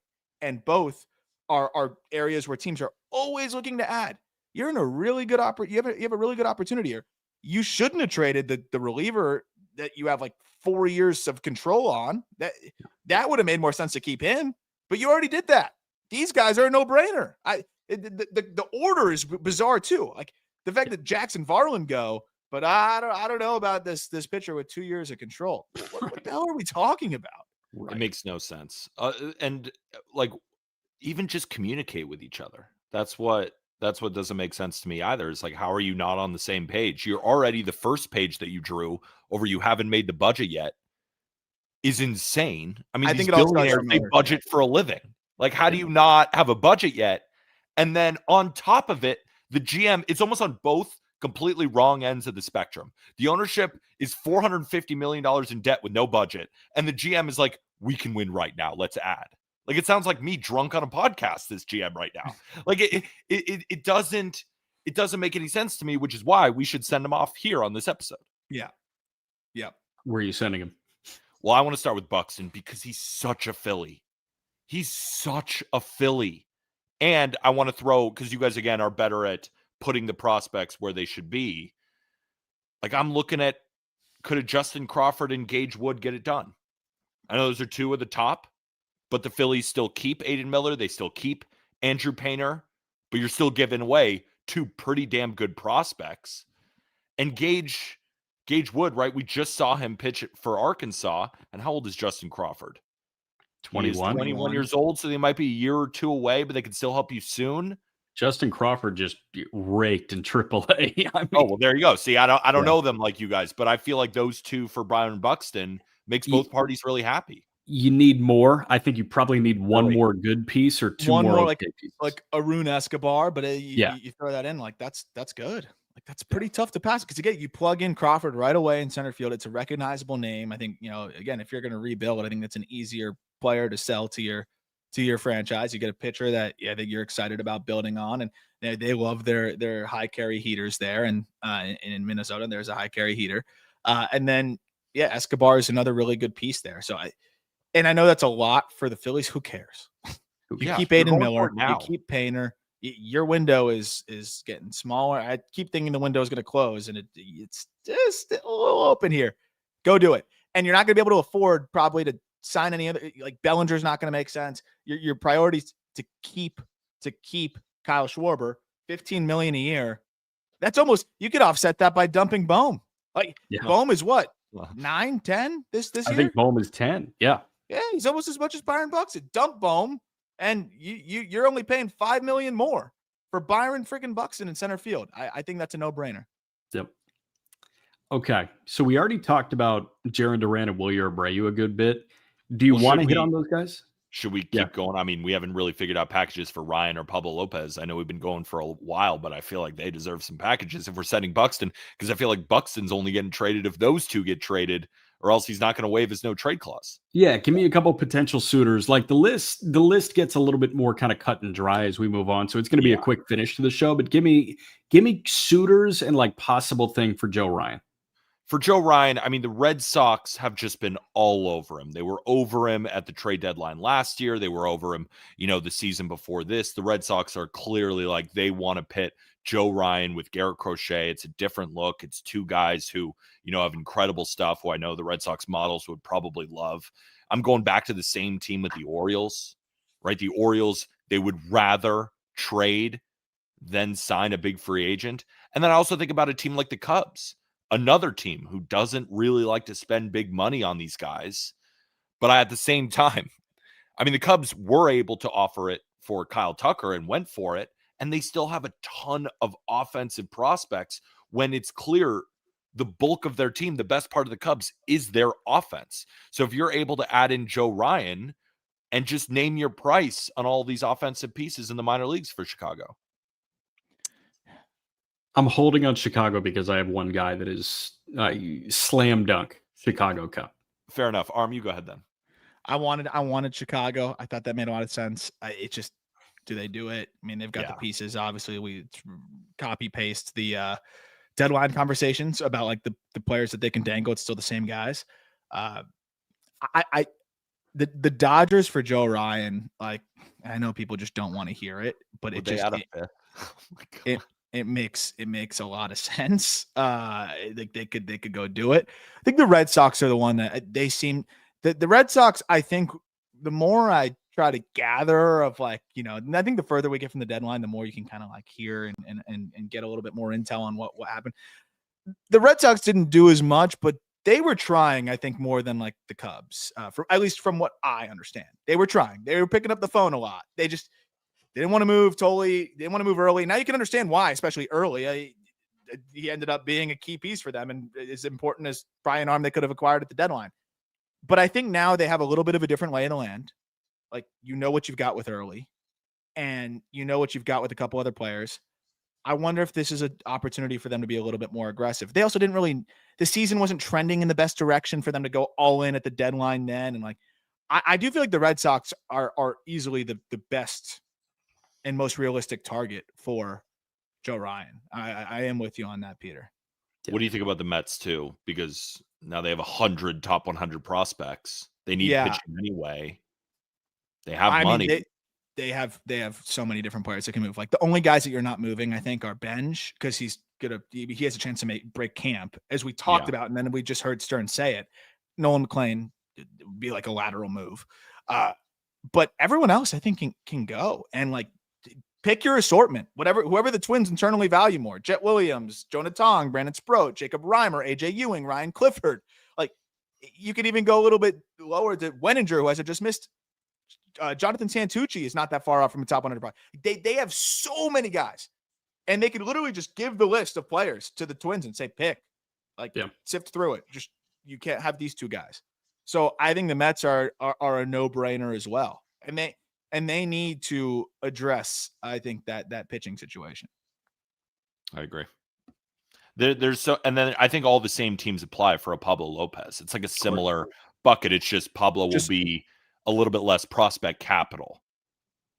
I think what's interesting with Pablo is that exact point of the lesser prospect capital, a little bit more financially. So like what teams are equipped to take on 21 million, which should be everybody for transparency, but realistically, what teams would rather leverage a little bit more financial flexibility and maybe not as much prospect capital? That's where I look at the Orioles and I'm like, you can do this right now. Like, and yeah, you're going to have to give up some pieces, but it's not going to be mortgaging the farm, right? Like if you're trying to trade for Joe Ryan, you're saying, okay, well, you might have to trade like a Beavers or a Mayo. You don't need to do that for Pablo. You can put together a competitive package of your prospects that you have, because they still have some good prospects. And like, they can spend money. What has ownership said? Like, we wanted to spend more. Like we could spend more. That's the spot where it's like, okay, take on a reasonable contract, but one that I think some other teams may be bargain hunting for a little bit lower cost financially, and leverage that. I think Pablo to the Orioles, just it fits like a glove to me. It's so funny. I think about two other teams in the American League East, because I'm still hesitant that the Orioles really want to take on that kind of money. Maybe you're right. I feel like it's more likely that a team like the Yankees would, or a team like the Blue Jays would, right? Where we don't have the system to compete for a Joe Ryan, but we do have the financial capital to take care of Pablo Lopez. And if we're lowering the prospect return, that's where we start to enter the market. So I think about those two teams over the Orioles. Like for me, I think the Orioles are a better fit for Joe Ryan, but I guess it's just a disagreement on how much money will the Orioles take on. And I just continue to stand on, I'll believe it when I see it. Yeah. The other element that makes Pablo interesting for me in Baltimore is Baltimore clearly has more than I think most other teams in Major League Baseball. They have like this team identity thing going on, and they're young and they're quirky and they're a little weird. Pablo Lopez is on record being one of the premier like veteran leaders in Major League Baseball. That guy in that clubhouse when they're coming off of a bad year with a new skipper, like first year this guy managing in the big leagues, like Pablo Lopez feels like that perfect fit where he's just the manager of the pitching staff. Yeah, I like that. I do like that point. That is a good point. And I could kind of say something similar, like, Justin Verlander departing potentially from San Francisco. Like, they don't have the most prospect capital in the world, but they don't care. I don't need to sell you on them taking on money, Pete. So like, that's one that makes sense. They don't have the best system, but I still think like a Johnny Level, Bo Davidson, Dakota Jordan, Wisenhunt, you could piece something together there and make it happen. And again, like Verlander, they've raved about, the leadership and everything he brought there. And now you have new manager, and you may lose Verlander. This is your kind of, pitching leader again here as well. Yeah. The Mets have the money and the prospect capital to trade for both. Could you imagine that? Can you imagine that? Joe Ryan and Pablo Lopez over to the New York Mets. That'd be legit. That would solve pretty much every problem in Queens.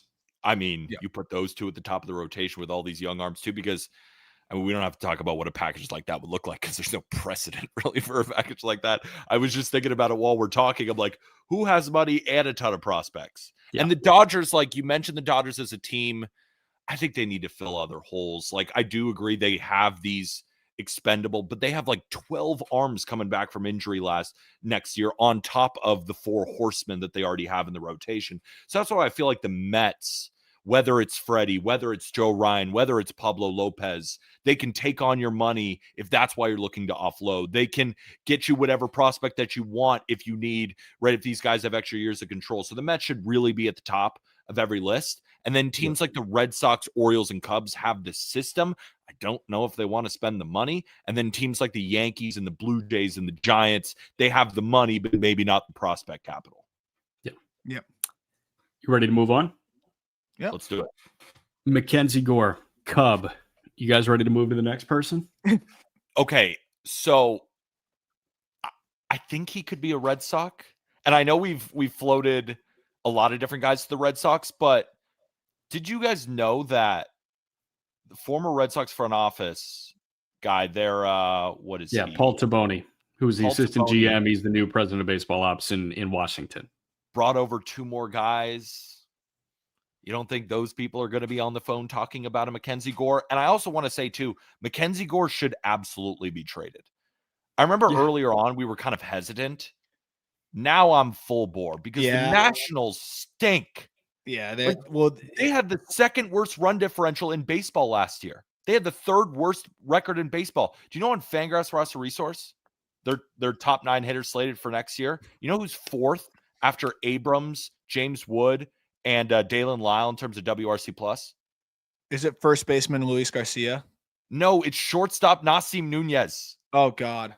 Like, that's where they're at as a squad. I was just looking at the roster resource. I'm like, Nasim Nunez had the 4th highest WRC plus on this team. You look at the bullpen, they got nobody. Behind MacKenzie Gore, there's not a lot to hang your hat on. Like, you're hoping Cade Cavalli, but it's just hope at this point. Brady House, Robert Hassel, they came up and put up WRC pluses below 60. They're both young. They're not ready yet. So this team isn't even close to competing. And MacKenzie Gore is not like even a Hunter Greene where it's like, all right, that dude he's awesome. He's special. MacKenzie Gore flashes incredible ace-like stuff. But then in the second half, he puts up a 6.75 ERA. Now, is that because the Nationals stunk? And are you motivated to even pitch? Like, you're just going to the mound every 5th day, knowing your defense is going to fail you, knowing they're not going to show up offensively. It's got to be terrible for the mental. In the first half, 110 innings, 140 strikeouts, 3.02 ERA. Like, I think if you're the Red Sox, you would love to bring it in. There's already that connection there. It is back-to-back lefties with Crochet, but I like the Red Sox Nationals fit there. And I like the Red Sox ability to like that. Gore is a guy that I want going to like an organization that's kind of built to be able to accommodate and maybe make some tweaks, and find some things with the arsenal and help him lean into what works. I think the more that we've learned about the Padres over time and the more that I understand about how things go there, phenomenal scouting, not very good development. So if you hit a snag, it's a little bit hard to work out of it. The Nationals, I don't need to tell you about that. So it seems like a lot of what Gore's achieved is probably by his own volition and like just trial and error and just things like that. I still think about, and I know I don't have to sell Jack on this, the idea of him being in an organization that is a little bit more conducive to getting the most out of pitchers. What else could potentially be in there with the MacKenzie Gore? So I think we saw flashes of that last year, but like also a team that can audit and look at it and say, well, what went wrong in the second half? And, what can we do to, extrapolate that first half? Red Sox make a lot of sense in that regard. Get another team that can make it happen. And I said at a certain point, I think the Nationals were looking a little bit better. Gore was pitching at a higher ability there, that it would just kind of be like a middle finger to the fan base, given that he was one of the key pieces in that Juan Soto deal. But given how they finished the year and where you see, to your point, Peter, how far away this team is, I don't think the fan base gives a shit. And also, like, it is justifiable because you need more talent. You need an influx of more talent. Like, you're not close right now. So, especially from a pitching perspective, like, I think you trade Gore and you're hoping to get multiple arms back potentially and on top of other pieces. So I'm just trying to think who else, like, where else is a good fit. Jack, outside of him. My question for you said MacKenzie Gore Cub. And while it makes sense, of course, the Cubs would be in. I'm just curious why that was like such an immediate, this is the team, this is the fit. This is why it makes so much sense. Because he's not that expensive. They're not going to have to move one of their premier pillars. Like, the Cubs are risk averse. What? Do you think they won't for MacKenzie Gore? No. I don't think he's going to cost him crazy. Like, I think MacKenzie Gore can be acquired in a package that leads with like Jefferson Rojas, to be totally honest with you. MacKenzie Gore, I love him. I love him. And again, he's going to be an ace on opening day 2026. He's going to punch out 14 again, and we're going to be totally bought in. But what about MacKenzie Gore's track record seems to indicate that he's more expensive than Joe Ryan, or seems to indicate that he's more expensive than a year of Freddy Peralta. He is the bargain frontline starter on the trade market. And who's going to go acquire the bargain frontline starter on the trade market? The Chicago Cubs.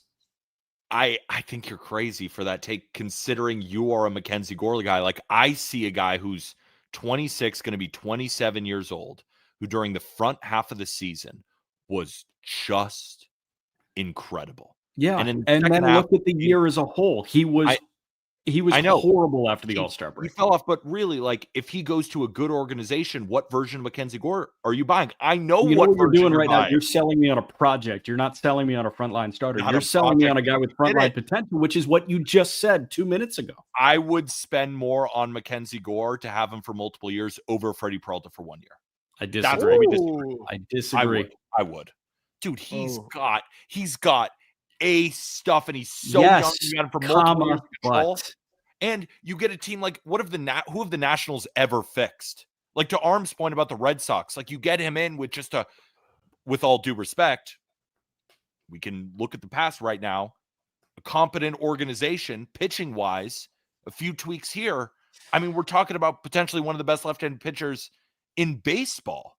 Like, So, I would go after Gore for sure. So I also think that the Nationals could still I could see them gravitating towards a package that I would hate, but it fits on paper, right? Like if it's Jefferson Rojas, Kevin Alcantara, and Jonathan Long, that's brutal. I hate the package, but in terms of value, I could see the Nationals being like, oh, you know what? Throw in Christian Hernandez and you got a deal. And Sure. The Cubs are doing that in 2 seconds. So the thing is, they probably get outbid by another team, and that could be the process. But to Jack's point, I do think that the Cubs aren't going to trade Casey because it seems like Tucker's gone. So you need Casey. Ballesteros, I don't think you trade that guy because he's already a fan favorite. I've been to a couple of Cubs games at the end. Like Mo him. Baller, they love him already. So, if he gets traded, they'll break hearts in Chicago. And you can't trade Wiggins. So I think Rojas, Alcantara, Long, Triantos, Hernandez, piece it together. And I think the Nationals say, oh, yeah, this is good volume here. These are some good players. They all performed at the upper levels. But again, it might be different with Paul Taboni at the helm. This is not the Washington Nationals of recent, but I'm with you. MacKenzie Gore feels like the volume of fine gets the trade done. Because they're projected to start Robert Hassel in center field. I think Kevin Alcantara, take the keys, bro. It's fine. Can I pose another team? Yeah. That if you guys are right, that the package is not going to be crazy. I've got one more. Let's see if we align. Would the Astros get involved? Sure. Because we talk about them clearly still wanting to compete. You're going to lose Fromber. Who do you have then to slot in? And of course they have, a mixture of 3s and 4s and 5s, but they don't have that definitive guy behind Hunter Brown. But you pair Hunter Brown with MacKenzie Gore. And again, I think they have the system. That's a team that gets you guys are right. Yeah. That it's not going to be as expensive as maybe I think. Then they are a team that could get involved. And it's also, then we could talk about the Yankees and the Blue Jays and all of these teams who don't have great systems, but are in need for a top end guy. The only thing, the Yankees, you got Fried and Rodon already. How many lefties you want? But maybe they just don't give a shit about that. But it is something to mention. Yeah. The other team that I wanted to throw your way, and they can do it with what they have in the system, it seems. Atlanta could be a fun fit for MacKenzie Gore there, where they have the other lefty with Chris Sale, and you can, forecast a future of Strider, Schwellenbach, and Gore fronting your rotation. Gore is from North Carolina. He probably grew up in Braves country. There's a lot there for me. No, I like that. But the only reason I kind of winced at the beginning when you said it is I was looking at their current rotation, right, with Sale and with Schwellenbach, and you got Waldrop. I know I'm forgetting someone off the top of my head, but Reynaldo Lopez, top 100 prospect, J.R. Ritchie, is trading prospects for pitching the way they go. It might still be because that was their downfall. That was their downfall in 2025. True. They hit to the tune of an okay, a lot of people underperformed in that lineup, and Acuna was in and out of the lineup, and Albies underperformed, and Olsen was underperforming until the very, very end, but they had some other guys underperform. The thing that did them in is they had no idea who was towing the rubber for them on a given night. Eric Fetty made starts for them. Cal Quantrill made starts for them at the end of the year. Sorry, Peter. Hell yeah. No, what do you mean, sorry? They had at the end of the year. That's awesome. It was a hodgepodge of quad A arms that were starting games for them. And that was health related. Obviously, you're looking to get fully healthy at the beginning of 26, but imagine if you added Gore to that healthy rotation. Yeah. I like that. Cool. A couple other guys, just rapid fire to take us home. The other names on this list that jump out to me, you start to get into like Brendan Donovan. Brendan Donovan should be at the top of a lot of teams' wish lists, just trying to get a utility piece. And they should trade him. They should. That's your Met. Like that guy would fit in so well with the Mets. I also better McNeil. Yeah, he's literally just turn up the sliders on McNeil. Yeah. It was rumored that the Royals are interested in Brendan Donovan, and I actually I really love like that fit. I mean, Michael Massey, he's struggling to put up a 60 WRC plus at second base. You look at left field, because we call Brendan Donovan like this ultimate utility player, when in reality, he plays mostly second base and some left field. So Brendan Donovan would be your everyday second base. But if you need him to slot into left, right now they have John Rave. I think you could make an argument that the two worst players on the Royals are their second baseman and their left fielder. Yeah. So I actually really like that fit. That's not crazy expensive, also not going to cost a ton of prospect capital. So I think the Royals and the Mets should be at the top of the Brendan Donovan sweepstakes. And in that ballpark, the power will tick up a little bit. I do like that fit a lot. And I think for the Cardinals, like you got Weatherholt coming up. You want to get Sajazi reps. You're in a kind of a rebuild mode. Trade him. I think it makes a lot of sense to move him. I like the Royals, and I think there's just a lot of different teams that he could fit with just about any ball club. But the Royals need him, I think, as much as any team we can mention. Wilson Contreras, would you trade him? I would, but he has a no trade clause. I would, but I don't think he does, because I also look at the Cardinals. Like if you trade Contreras, where's your power coming from next year? You got none. The first pick of the next draft. Exactly. So if I think you're trading Wilson Contreras and he waives his no trade clause, that means they're tearing it down. Mm-hmm. Because why else would you waive your no trade clause? So I think if Wilson Contreras gets moved, Sonny Gray's gone, like Lars Nootbaar, I think they've on literally everyone then. Yeah. And I think they're a sneaky good team. I would love that. I think Contreras is like a really underrated first baseman at this point now, right? Where he rakes, and his contract's not that bad, but the prospect return's not going to be great. So it's going to be another one where like a team is going to need to be willing to take on, some money. I think that's where the Mets are a great fit. You look at, I thought about the Diamondbacks, but I think it's just a little bit too expensive there for a first base fit. But I would trade him at this point, because it's like, what's the point of keeping him unless you think that you can be like a dark horse candidate, to make a little bit of a run and you actually want to make your team better. But if you're not, I don't see it. But I guess if they fully stand pat and you add Weatherholt to the fold there and you don't trade anybody, maybe this team could be sneaky. I just don't know if they care about that. And they've already lost a lot of interest from the fan base. They're not going to spend more money. So you might as well try to figure out how to build a sustainable winner. I think that's the only way you're going to win this fan base back, because they're clearly not going to spend. And it just starts with pitching. It starts and stops with pitching, and they just don't have enough. Well, and they could trade Contreras and actually use that money to sign a pitcher. And I still think, I agree, Peter. I think, if they're trading Contreras, they're not signing anyone. This is a teardown. They are not adding. I mean, if you're trading all of your best players, it's kind of like the Twins situation. Yeah. Why in the world would they go out then and sign pitchers? They're probably going to give Michaelis another 4-year deal. They should. Yeah, they should. Two more clumps of guys: Yandy Diaz, Brandon Lau. Does Tampa move those guys? It seems like yes, slam dunk, yes. Can I say one thing about Brandon Lau? Yeah. And I feel like a dick, but I believe it. Everyone keeps calling him such an underrated player. You get 30 home runs from second base. Here's the thing. If you're a team and you strip off the jersey for a second, so that 30 home run thing, he's done it twice since 2018. He was one of the worst defenders in baseball last year at the second base position and has no speed, and has not proven throughout his career that he can stay healthy. Like, is that a guy? Oh, and also can't hit lefties, and also doesn't walk, and also strikes out at 27%. I actually don't hate this take. Every time I go to look at his baseball underrated player, every time I look at his numbers, it's always worse than I remember.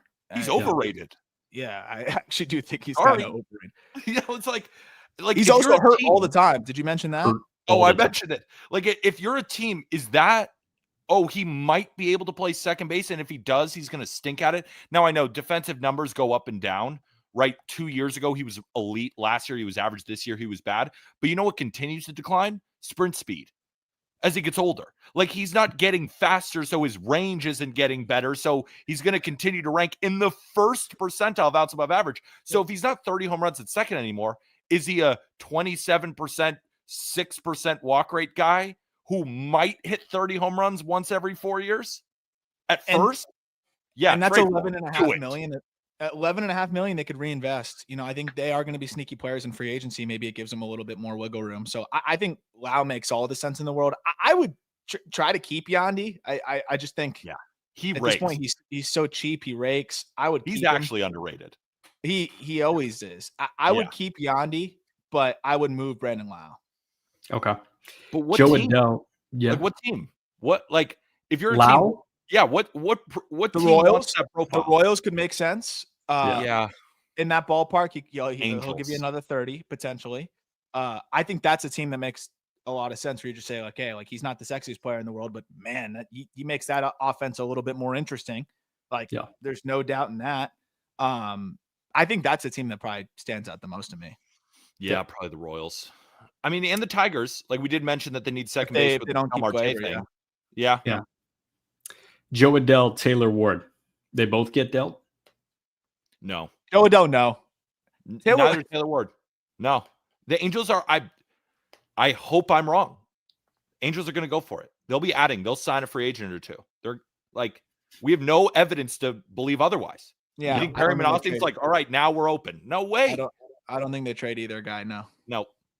That's like, it's hilarious, but no. Luis Robert, if he's not a Philly, if Philly does do the Buxton thing, where's Luis Robert? White Sox. White Sox deadline move. He's going to have a nice year. He's going to bounce back. See you at the deadline. Might be a deadline move. I like it. Anybody else? I think we're good. I mean, I've heard like Stephen Kwan potentially getting floated. Like, I think that's just remnants from, a Guardians potential. They're going to go into the year, and then if they suck, then they'll move them at the deadline. But I don't see why you would move them before the year. That's just not really guard ball as far as I know it. Yeah. And then we saw Nightingale float the potential for Tatis to get traded. I think there's a negative point. No, apparently Preller shut that down.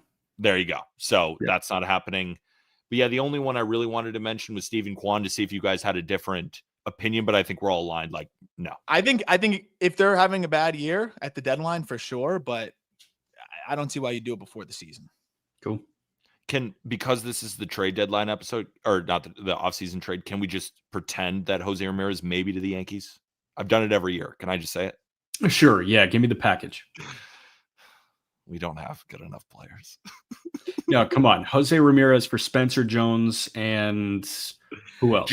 Jason Dominguez did get a down ballot vote for the Martian for Rookie of the Year. J-Ram for Dominguez and Spencer Jones. Send it in, Jerome. George Lombard, 23rd on Aram's top 100 prospects. Does that get it done? Because that's all we got. We got LaGrada at 96. Yeah. That's big. Done deal. That's big. It's so embarrassing to click on that article and go to teams, and we got 2. Mets got 9. Sorry about it. It's a great Jack, article. You want to everyone go check it out. I'm not even going to say it. Hmm? No, not going to even put you in a spot where you just can't reply. I'm feeling nice today. Thank you. We could workshop some other trades for you. Why don't you lead the charge on the one other player that we didn't talk Can I say one thing? I will abstain from those. Jack can abstain. Aram, I don't think Sandy's getting traded. I think, and Jack, this has nothing to do with you. I'm going to play on the the Marlins. phone. Yeah, play on your phone. Play some Doodle Jump. The Marlins. I'm actually playing Solitaire, the one that Stephen A. and Mina Kimes left. Oh, then you've reached the pinnacle. I bought it. While you're supposed to be doing your job playing Solitaire, that's what the highest paid people in sports talk do. And then promote it, and then apparently that company has a whole bunch of baggage, so then they outwardly say, I am done with my partnership with Papaya Gaming. Mm-hmm. But I'm playing on my phone. So I don't know where you're at on this. I don't think the Marlins should trade Sandy. I don't think that they should trade Edward. I think the Marlins should make some Peter Bendix ads where he's not spending a ton of money, but he's working his magic within the market and even trading. Like, you guys have a good system, right? Would you want to trade for a pitcher with years of control? Like, keep adding to that starting rotation, because I think the Marlins have a young nucleus here, and now is not the time to start sending off pieces. It's time to slowly start adding, or maybe if the perfect free agent comes around, that's when you pay the money. I agree. And if you suck, then you do it at the deadline. I don't think Yeah. there's going to be that, or even a little bit before. I don't think there's going to be that much of a difference in the value, especially if he's throwing well. And I think he will. I think we saw him look like himself down the stretch. If he's throwing well, yes, you lose some control, but I think teams will be even less apprehensive about his performance because you'd have another 12 starts of him being Sandy Alcantara. So I think from that perspective, like, you're going to get a pretty comparable return. And if he isn't pitching well, then yeah, that's a risk you take. I don't think that's going to happen. I think that would be the first thing internally. They have access to a little bit more info. They see him every day. If they don't think he's going to do what he did in the back half of last year, then you move him. But I don't think they think that. I think they're going to roll into the year and go with him. I think it's kind of similar to a Ketel Marte situation. Obviously, a little bit more with the line open of, look, if somebody offers something that we think sets us up better for the next 5 years, we're going to do that, right? But if it's just for the sake of trading him, I don't get it. And to your point, I think they're in a really good spot where a couple savvy moves, they could be sneaky competitive. Because he was a liability in the first half. He was great in the second half. You get a full year of that. You get a full year of a lot of other players that took steps forward. Marcy, Stowers missed months down the line. I would give it a shot. And then if you're not good, trade him at the deadline. And I think you're trying to build a fan base. You're trying to rebuild trust there.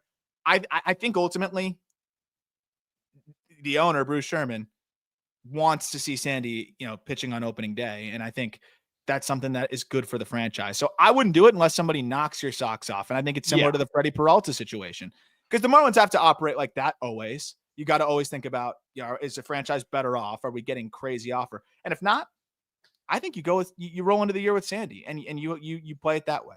And to be perfectly honest with you, like, no one's going to come with a Godfather offer for Sandy. Just because he's 1 year removed from TJ. He ended the season strong, but you look at the totality of the season and there's still some red flags there. So I agree with you. If you're not going to get a Godfather offer, don't trade him. And they're probably not going to get a Godfather offer. That's why I wanted to just come out straight up and be like, no, I don't think Edward or Sandy is leaving. I actually think it depends if they have the money, like what they're willing to do, but at least standing pat. Because this team, this young core, I think it compete. Jack, come back in for a second. I want to answer this last question because I have seen this from Greg. Would you mind shedding some insight on the market for Vientos or Senga, as Senga has been mentioned as a buy low candidate that teams are interested in? Vientos, I don't get. Senga, I don't think Dave Stearns likes him. Like some of the Senga's a sitting duck. The question is, what is Senga moved for? Senga costs a lot of money for someone that finished the year just throwing sides in Port St. Lucie. There's not much going on there with Kodai Senga right now. Listen, when he's in the general vicinity of the strike zone, is he a good pitcher? Yes. When you look at the baseball reference page in 5 years and you take a peek at his 2025, are you saying, damn, he had an pretty good year? Yes. By the end of the year, this guy was unpitchable. And I think the Mets have to wait, and they need to get 5 starts where he looks like he's in the general vicinity of the strike zone, and then they can move him. I don't think that can happen this offseason because they would be selling so low. His value is in the basement. Yeah. And it's not like the Mets, I mean, of course they can do whatever. Maybe they'll get both Pablo Lopez and Joe Ryan, but it's not like they have the luxury of, we have so many arms, so it's like, we'll just send Kodai Senga down. Like, no, they might need Senga. They might need him next year. So I agree with you. I think he is just get him in the strike zone for a couple of starts and then start answering calls and be like, see, told you he's not that bad. And then as soon as he leaves, Dave Stearns can be like, yes. Come on. Just 100%. Last thing for you, Shams reporting Golden State Warrior star Steph Curry and Under Armour have parted ways. That is a big-time breakup. It's a pretty notable breakup. Screw Steph Curry. Sucks. Oh, yeah, I forgot. That's your worst favorite athlete ever. That's your worst take. Hate Steph Curry.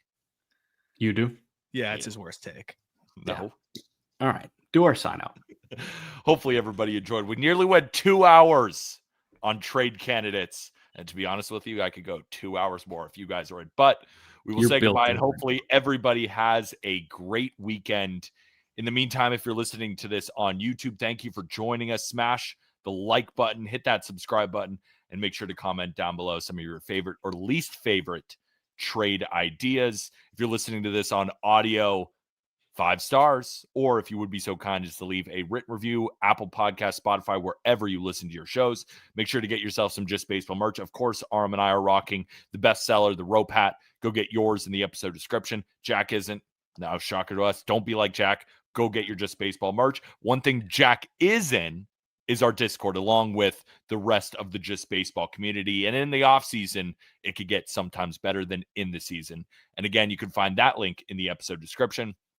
Just less than a price of a sandwich per month.